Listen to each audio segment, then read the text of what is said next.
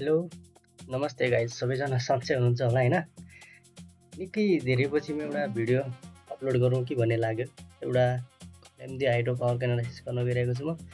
कम्पनीको वित्तीय अवस्था त ठिकठाकै, त्यस्तो वाउ पनि छैन, त्यस्तो कम्पनी होइन।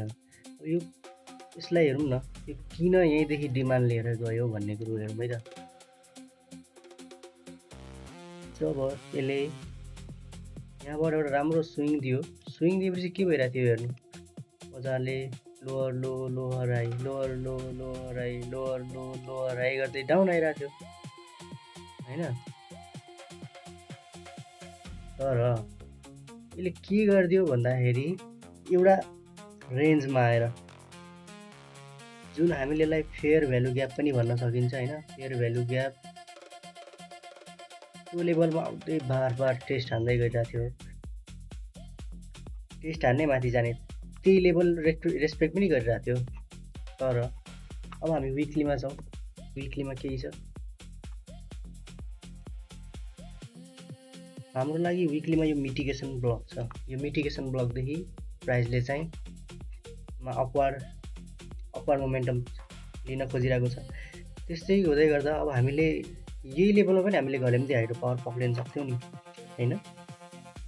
यो रिजनमा पनि त हामी बाई गर्न सक्थ्यौँ, किन यहीँ बाई गर्नु पर्यो, किन यो यता बाई गर्नु पर्यो, यहीँ यो लेभलमा हामी बाई गर्न किन सकेनौँ भन्दाखेरि, ल रुक्ने म भनिदिन्छु।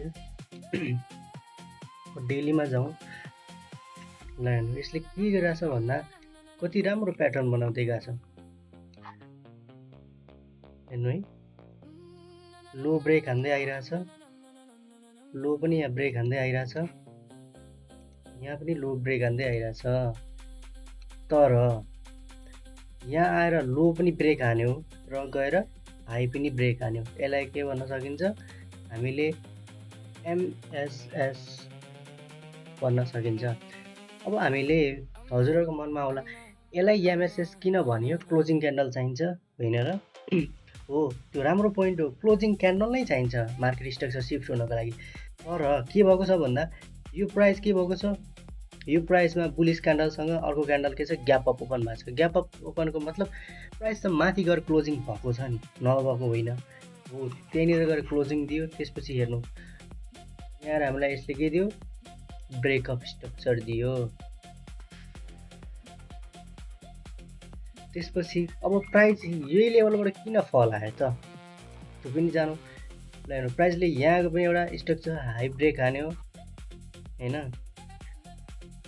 ल यही लेभलबाट प्राइस किन फल आयो हेरौँ न त।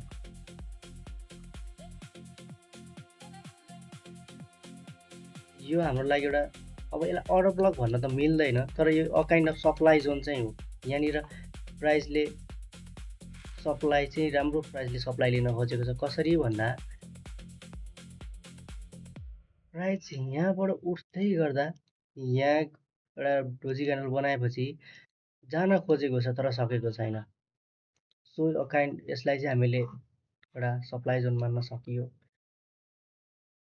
त्यसपछि अब हामीले घलेम्ती हाइड्रो कुन जोनमा आउँदा हामीले हेर्न सकिन्छ त भन्दा, अब हामी फेरि 2D मा छौँ। हाम्रो लागि एउटा पर्फेक्ट बाई जोन घलेम्ती हाइड्रो पावरको लागि 230देखि 240 को जोन घलेम्ती जो हाइड्रोको लागि एउटा पर्फेक्ट बाई जोन हुनसक्छ। त्यसपछि जाँदै गर्दा हाम्रो लागि टार्गेट भनेको यो क्यान्डलको हाई 268। त्यसपछि त हाम्रो लागि अल्टिमेट टार्गेट भनेकै यो दिस इज कल अर्डर ब्लक। यी अर्डर ब्लकसम्म हामीले टार्गेट लिएर जान सकियो। ल है त गाइज, यति नै भयो।